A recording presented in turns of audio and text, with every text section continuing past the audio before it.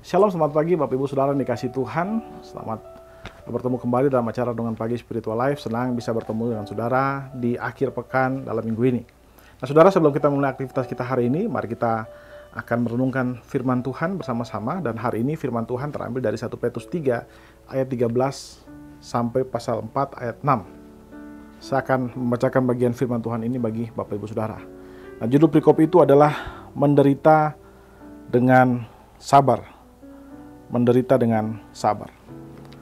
Saya akan bacakan. Dan siapakah yang akan berbuat jahat terhadap kamu jika kamu rajin berbuat baik?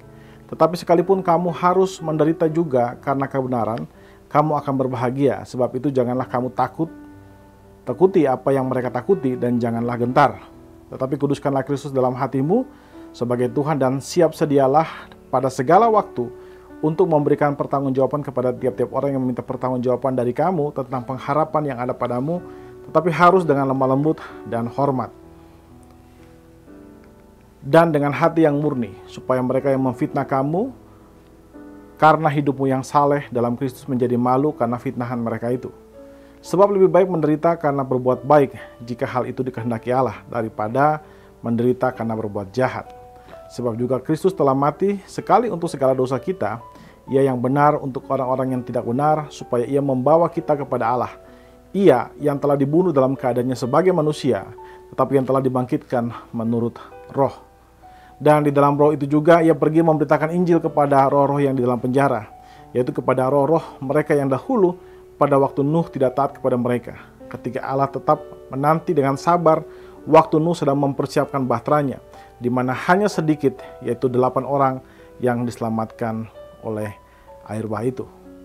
Juga kamu sekarang diselamatkan oleh kiasannya, yaitu baptisan. Maksudnya bukan untuk membersihkan kenajisan jasmani, melainkan untuk memohon hati nurani yang baik kepada Allah oleh kebangkitan Yesus Kristus, yang duduk di sebelah kanan Allah, setelah Ia naik ke sorga, sesudah segala malaikat, kuasa dan kekuatan ditaklukkannya kepadanya. Jadi, karena Kristus telah menderita penderitaan badani, kamu pun harus juga mempersenjatai dirimu dengan pikiran yang demikian. Karena barang siapa telah menderita penderitaan badani, ia telah berhenti berbuat dosa. Supaya waktu yang sisa, jangan kamu pergunakan menurut keinginan manusia, tetapi menurut kehendak Allah. Sebab telah cukup banyak waktu kamu pergunakan untuk melakukan kehendak orang-orang yang tidak mengenal Allah. Kamu telah hidup dalam rupa-rupa hawa nafsu, keinginan, kemabukan, pesta pora, perjamuan minum, dan penyembahan berhala yang terlarang. Sebab itu mereka heran bahwa kamu tidak turut mencemplungkan diri bersama-sama mereka di dalam kubangan ketidaksenonohan yang sama, dan mereka memfitnah kamu. Tapi mereka harus memberi pertanggungjawaban kepada Dia yang telah siap sedia menghakimi orang yang hidup dan yang mati. Itulah sebabnya maka Injil telah diberitakan juga kepada orang-orang mati, supaya mereka sama seperti manusia, dihakimi secara badani, tetapi oleh roh dapat hidup menurut kehendak Allah. Saudara yang dikasihi Tuhan, tujuan dari surat Petrus ini adalah untuk menguatkan orang-orang Kristen yang pada saat itu sedang menderita tantangan, ya, baik dari orang-orang Yahudi maupun dari orang-orang yang tidak percaya kepada Kristus. Seringkali iman Kristen dipertanyakan, seringkali iman mereka pun dilecehkan, bahkan mereka sering mendapat perlakuan yang kasar karena iman mereka kepada Kristus. Nah, saudara, perikop ini ditulis untuk menguatkan mereka. Pada perikop ini Rasul Paulus memberikan nasihat dan menghibur para pembacanya, yaitu orang Kristen yang pada saat itu sedang mengalami penganiayaan, agar mereka tetap setia kepada iman mereka untuk Kristus. Nah, saudara, setidaknya ada 3 prinsip penting tentang bagaimana kita menghadapi penderitaan yang bisa kita pelajari dari perikop ini. Yang pertama, tetap melakukan kebaikan saat menderita. Ketika kita hidup dalam kebenaran dan rajin berbuat baik, Petrus berkata bahwa janganlah takut akan ancaman atau penderitaan yang mungkin kita alami. Saat iman kita kepada Kristus dipertanyakan, hendaklah kita memberikan jawaban dengan lemah lembut, hormat, dan juga dengan sopan kepada mereka, sehingga kesaksian yang kita berikan kepada mereka dapat menjadi inspirasi bagi mereka. Kedua, hiduplah dalam kehendak Allah. Saudara, mengikuti Tuhan itu berarti meninggalkan gaya hidup kita yang lama, yang masih dikuasai atau didominasi oleh dosa dan keinginan-keinginan daging. Kehendak Allah di dalam manusia yang baru adalah prioritas utama bagi kehidupan kita. Dan karena itu kita menggunakan seluruh kemampuan kita untuk mencari kehendak Allah dan melakukan kehendak Allah. Dan saudara, ketika kita menghadapi penderitaan, maka kita harus melihat penderitaan itu sebagai bagian dari proses pemurnian iman kita. Oleh karena itu, jangan kita menjadi kaget atau kita menyerah, tapi Rasul Petrus berkata, tetaplah teguh dan setia dalam mengikut Kristus. Hal yang ketiga yang bisa kita pelajari adalah tetap memberitakan Injil kepada semua orang. Rasul Petrus mengingatkan kita bahwa Injil harus disampaikan kepada semua orang. Kehidupan kekal adalah kebutuhan semua orang.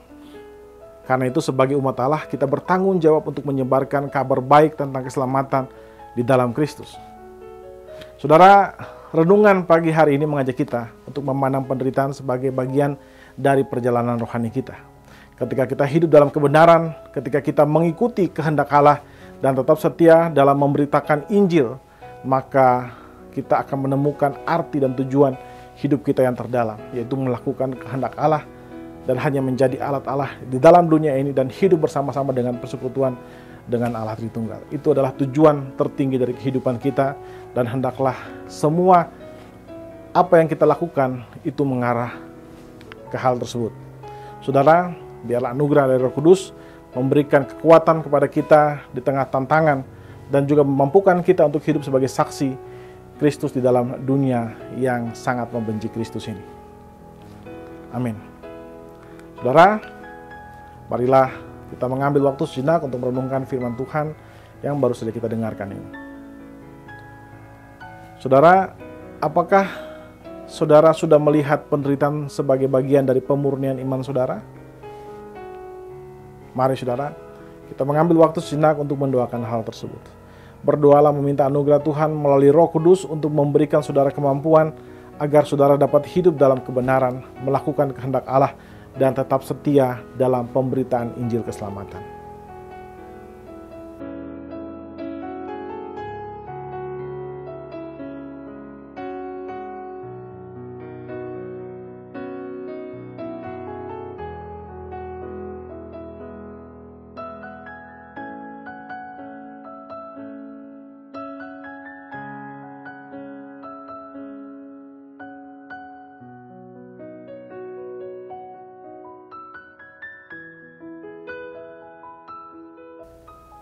Saudara, tetaplah setia di tengah penderitaan. Mari kita tundukkan kepala, kita berdoa. Ya Tuhan Allah Bapa kami bersyukur buat kasih dan setiamu kepada kami. Terima kasih jika Engkau memberikan kepada kami kesempatan untuk bisa menghidupi kembali hari ini. Dan terima kasih juga buat firman-Mu yang sudah memberikan kepada kami pemahaman tentang bagaimana kami harus bersikap di tengah-tengah penderitaan yang kami alami. Ajar kami untuk setia kepada firman-Mu, ajar kami untuk tetap percaya kepada rencana-Mu Tuhan. Sehingga penderitaan, percobaan, kesulitan apapun yang kami alami, itu tidak melunturkan iman kami kepada Engkau, tetapi tetap menguatkan iman kami di dalam Engkau Tuhan. Terima kasih Bapa, kami serahkan kehidupan kami ke dalam tangan-Mu Tuhan. Pekerjaan kami hari ini, apapun yang akan kami kerjakan, dari pagi, siang, sampai malam nanti, biarlah kami kerjakan hanya untuk kemuliaan nama-Mu saja, dan berdasarkan anugerah yang datang dari Engkau saja Tuhan. Terima kasih Bapa, dalam nama Tuhan Yesus, kami berdoa kepada Bapa Surgawi. Haleluya, amin.